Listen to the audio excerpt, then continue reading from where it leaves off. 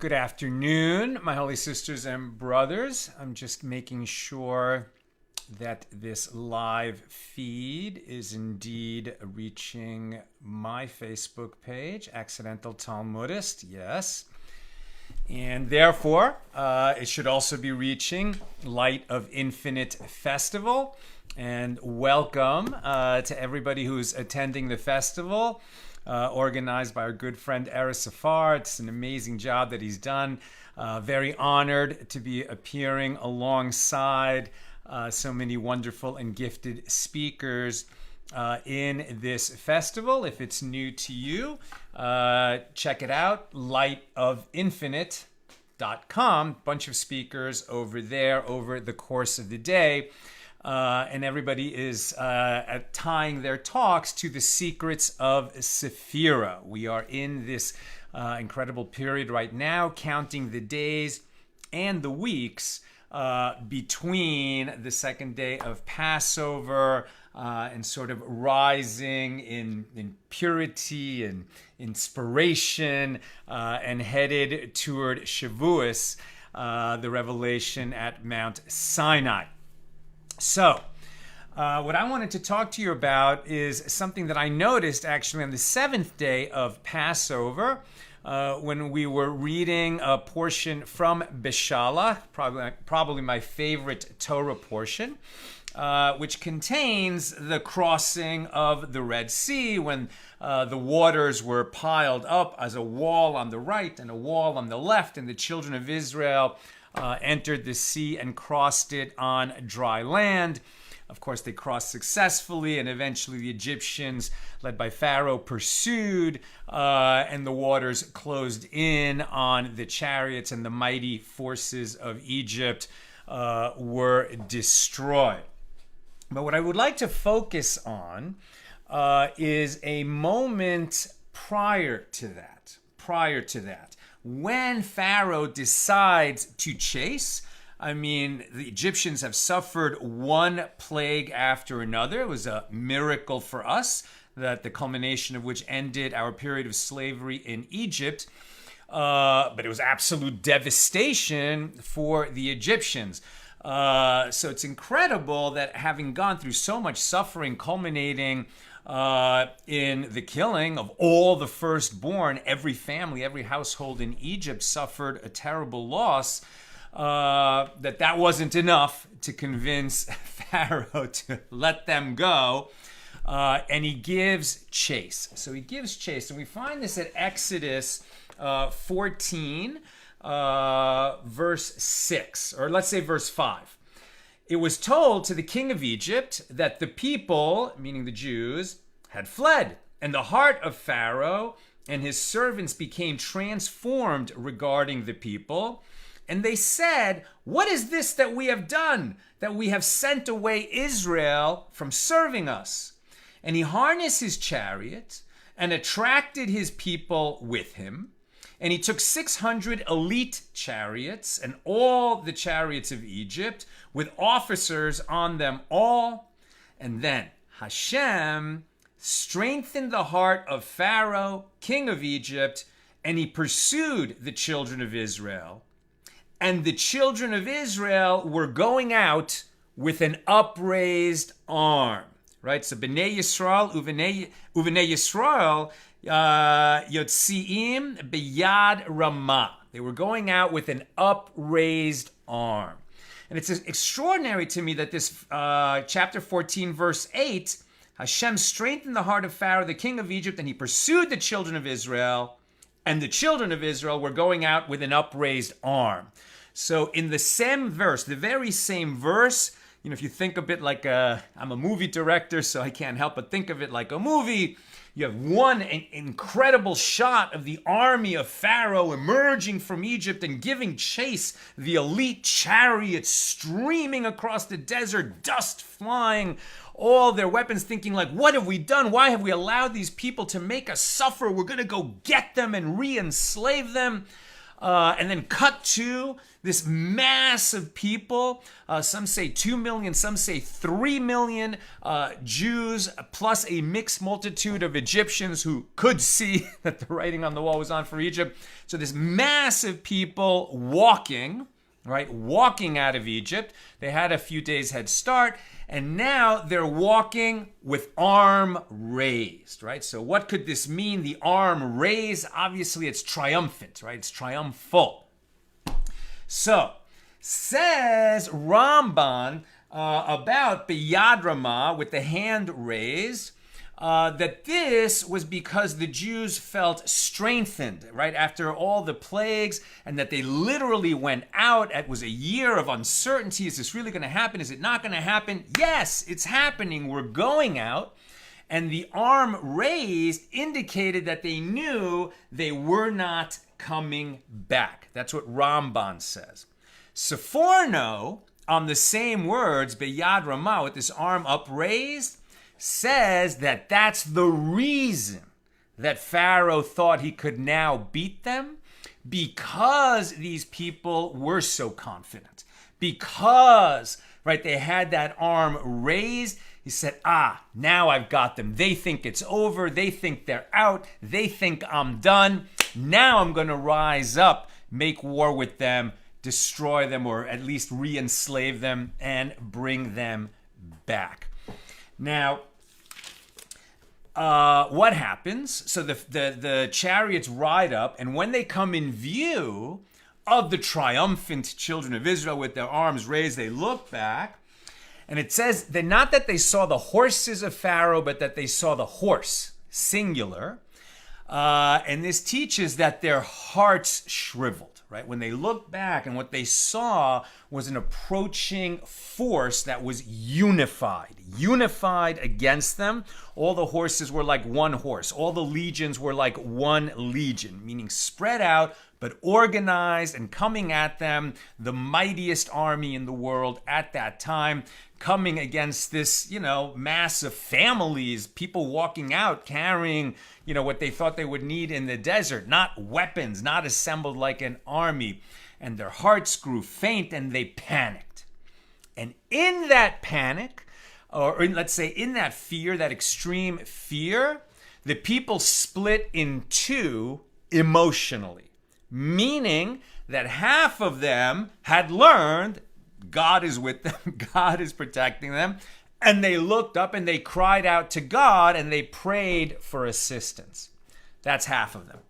The other half said to Moses sarcastically, "What have you done? Were there not enough graves in Egypt that you brought us out here to die in the wilderness?" They panicked. They lost it. They lost all confidence. They certainly lost confidence in Moses. They had no confidence in themselves. Apparently, they had no confidence in God, but they absolutely lost it, right? And those were the two reactions that they had as a people under this tremendous pressure. Now, of course, we know what ended up happening. Moses raised the staff, the waters parted, the pillar of fire went between the camp of Israel and the camp of the Egyptians, prevented the Egyptians from reaching them until they had crossed the sea. We know the rest. But in that moment, when they saw that everything that they had apparently been moving toward was about to fall apart and they could all die on this spot, half of them cried out to God, and half of them just absolutely lost it, panicked, gave up, thought they were dead, and turned on each other, right? Turned on Moses. It's a form of turning on each other. Now, to have that kind of a panic, it's a little irrational, isn't it? I mean, God has taken them this far, has brought them out of slavery as they were promised. They had a prophecy that this would happen at the end of some amount of time of the enslavement. Then there were 10 open revealed miracles. Moses clearly has the ear of God. Like, why panic? Why panic? Human nature. Human nature. It's human nature to panic. That's what humans do. We try to have emunah, we try to have faith and fight that panic, but it's natural to feel it. But I'd like to analyze it to help us understand it a little better by way of two stories. One you're probably familiar with, that you saw the Oscar ceremony. Was it not last year, right? Not this past year, but the year before, when Will Smith, right, having the greatest moment of his life, receiving an Oscar that night, absolutely undermined, self-destructed himself, went up and struck Chris Rock in the face and torpedoed his career in so many different ways. And I believe it was Denzel Washington who said afterward, and I think maybe said it to him, that, right when you're on top, is when you have to be most careful. I think he talked about that the devil rises at that moment. The Jewish understanding of who is Satan, the adversary. Now, he's an angel who works for God, but his job is to be the prosecutor against us, right? Against the humans, against the Jewish people, and accuse us of what we do wrong and tempt us to do wrong. And so in that sense, not so dissimilar from the understanding and the culture of what his job is, but also the Satan is very much associated with the Yetzer Hara, the evil inclination. And now I'd like to talk to you about another story about Levi Yitzhak of Berdichev, known as the Berdichever Rebbe. There are many Berdichever Rebbe stories, very colorful, a wonderful, wonderful figure in Jewish history, known as perhaps the arch advocate of the Jewish people, second only really to Moses, right? Moses, when God said, I'm going to wipe these people out at the incident of the golden calf, and Moses said, no. Even God said, and I'll start a new people from you. You'll be the father of the Jewish people. And Moses said, no, you brought them out. You have to stand by them. They've made a terrible mistake. And there were other moments like that when Moses was the greatest advocate ever for the Jewish people. But a close second was the Berdichever Rebbe, who was always finding good to say about the Jewish people, even when we would stray and make terrible mistakes. That's as Rebbe. The story I'd like to share with you is before he became the Rebbe in Berdichev, when he was a very young man, newly married. Now, he was a very promising Torah scholar, and because of that, he merited to marry the daughter of a very wealthy man, a man with good values, right? A man who, with tremendous wealth, he could, really get any good match for his daughter. What was he looking for? The daughter of some other rich guy? No, the son of some other rich guy? No, he was looking for a powerhouse of Torah, right? And he found this young Levi Yitzchak. So Levi Yitzhak arrives in his father-in-law's town, marries the man's daughter, and the next holiday that comes up is Simchas Torah. Right, Simchas Torah was the holiday that we had October 7th, diametrically opposite in the calendar to the last day of Passover, when we read this about the Jews going out of Egypt with their arm raised. So it's Simchas Torah, which is at the end of Sukkot, right, the last days of the Sukkot festival. We have the tradition to dance with the Torahs in synagogue. But before we do that, we sort of do a call and response of verses from the Torah, and this is known as the Ataharesa. And suffice to say that a member of the congregation, this was the tradition in that synagogue, the most honored member of the congregation, would stand in front of the room at night, put on a prayer shawl, which we normally only wear in the mornings, but in Simchas Torah, you'll wear it as we dance with the Torahs. And to open that whole very, joy-filled ritual, this very honored member of the congregation, wearing the prayer shawl, will call out a verse, and the people will respond, repeat the verse back. So, to honor young Levi Yitzhak's shver, right, his father-in-law, they gave the honor to the young man, the new son-in-law of the very prominent philanthropist, shall we say, in the town. So they're going to honor this very young man, but because he's the son-in-law of his rich philanthropist father-in-law. And the moment comes, he steps up. The gabbai, the assistant to the rabbi who sort of administrates things at moments like this, offers the prayer shawl to young Levi Yitzhak, and he reaches for it, and he just stops. Everyone's watching. What's this kid doing? They offer him the prayer shawl. He doesn't take it. It's very awkward. The gabbai says, take the talis, take the prayer shawl. Once again, Levi Yitzhak reaches for it, stops, and puts his hand down. Now people are whispering in the congregation, what's going on? What's this kid doing? His father-in-law is getting embarrassed. What is this kid doing? He sort of whispers a message, tell him to take the talis, right? Let's go. Tell him to stop wasting time, hesitating. So they get the message to the kid, take the talis. You're embarrassing your father-in-law. So for the third time, he goes to reach for the prayer shawl. Something stops his hand. He pauses. The whispering's getting louder. And finally, young Levi Yitzhak says, if there's somebody in the congregation who has the wisdom and the merit to take this honor, he should step forward. And the kid went back to his seat. Eventually, someone came forward. They went on with Simchas Torah. They danced all night. And later that evening, at the home of his father-in-law, they're having a festive meal. And Levi Yitzhak, far from being embarrassed or awkward, he's having a wonderful time, rejoicing in the holiday.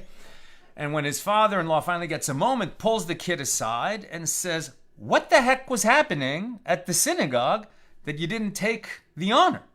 And Levi Yitzhak explained that he was very honored to be called in this way. And he went to take the prayer shawl. And then he saw his Yetzer Hara, his evil inclination, a kind of mirror image of himself, sort of his evil inclination personified. Obviously, other people couldn't see it, but he could see himself, right? Or he just says, I could see my Yetzer Hara. Rise and come with me and desire to have this honor with me. And so I said to my Yetzer Hara, what did you do to deserve this honor? And my Yetzer Hara said, well, I've learned some Torah. I'm sorry. My Yetzer Hara said to me, what did you do to deserve this honor? And I said, well, I've learned some Torah. And the Yetzer Hara said, where did you learn some Torah? And I mentioned the academy, the yeshiva where I had learned.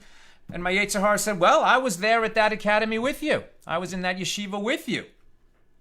And I said, well, but which Rebbe, which Hasidic Rebbe did you serve so that you would rise to the level of this honor? And he said, well, which Rebbe did you serve? And I said, well, the Rebbe in Mezrich, the Maggid of Mezrich.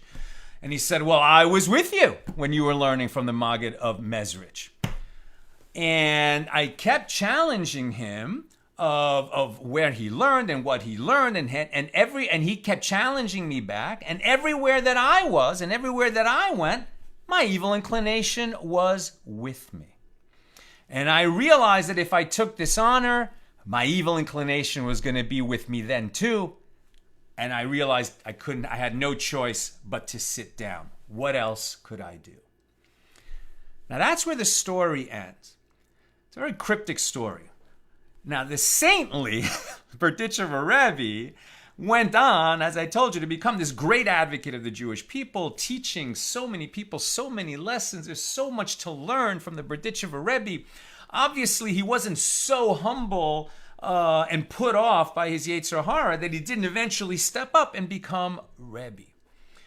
But what was he teaching? So what's he teaching us to tell us that at that young age, he would decline such an honor because his Yetzer Hara was with him? And I think what he was telling us is that it's at those very moments, like Will Smith at the Oscars, like those times when we think to ourselves,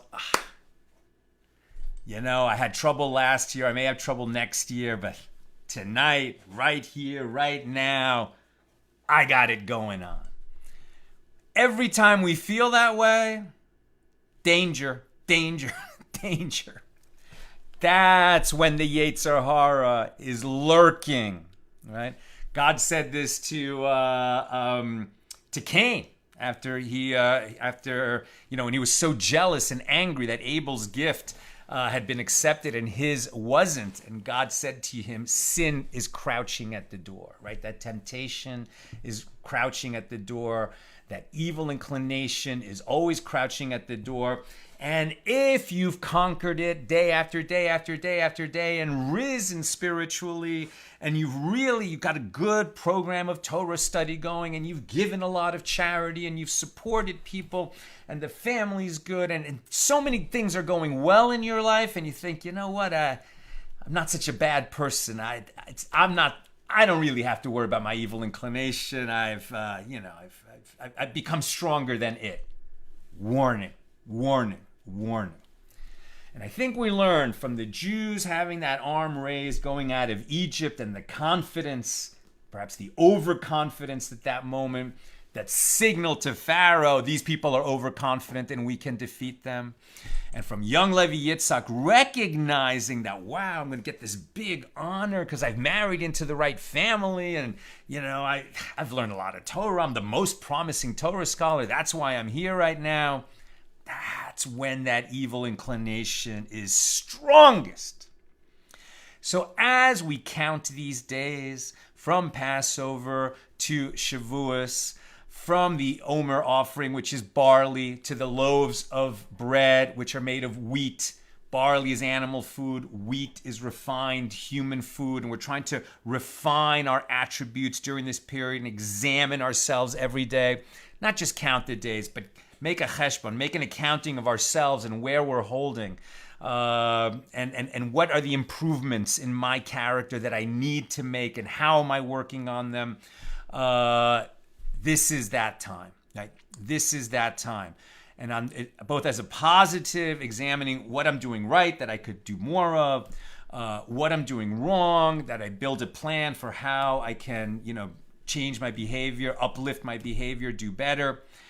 But while all of that is going on, this back of my mind, I gotta be vigilant. I gotta be vigilant because I could blow it all with one stupid action, one stupid word, one just falling prey to that temptation to be arrogant and to be a jerk, and it could lose everything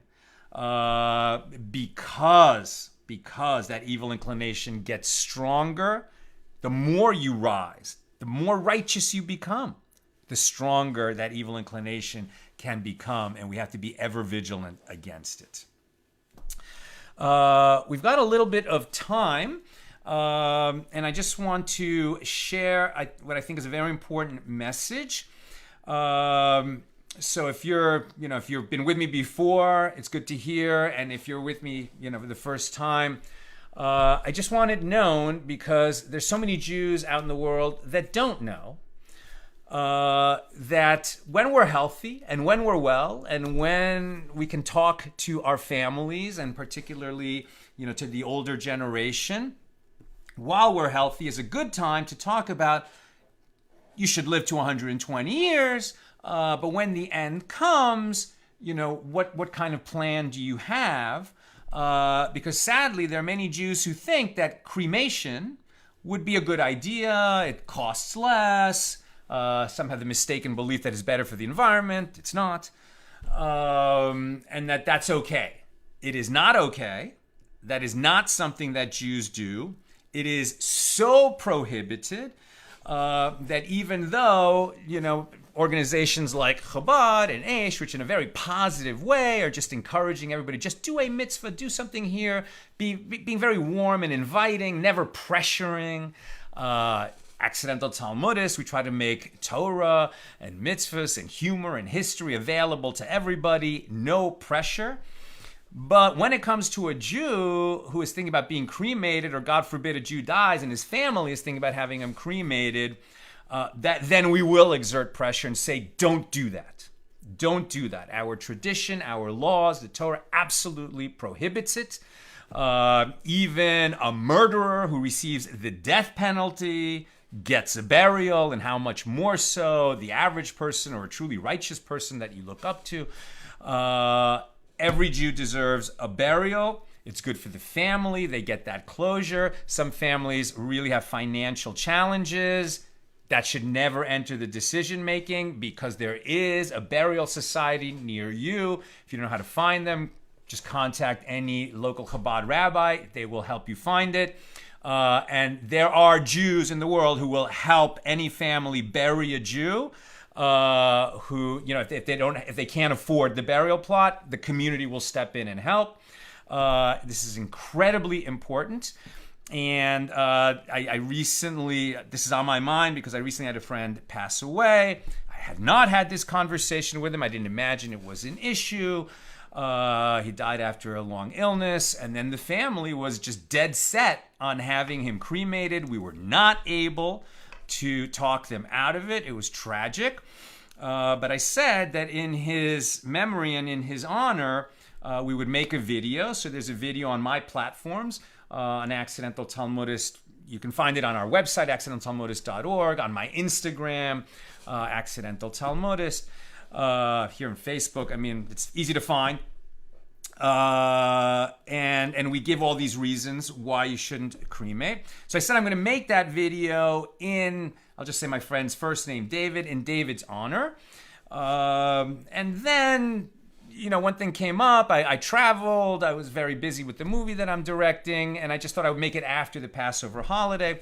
And on the week right before that Shabbos, before Pesach, we were in the kitchen, sort of turning over the kitchen for Passover, and we have a hot water urn, an electric urn that keeps water at a very hot temperature. And out of nowhere, it just started pouring out boiling water. And we're like, what's going on? We unplugged it, we plugged it back in, made sure the buttons were reset.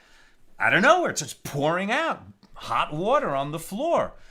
Reset it again. I said, honey, I got this. I Google, do this brand of urn suddenly stop spouting hot water? Is this a known problem? No one's ever heard of this problem. And then it occurred to me, I said, it's David. David is telling us we got to make that video.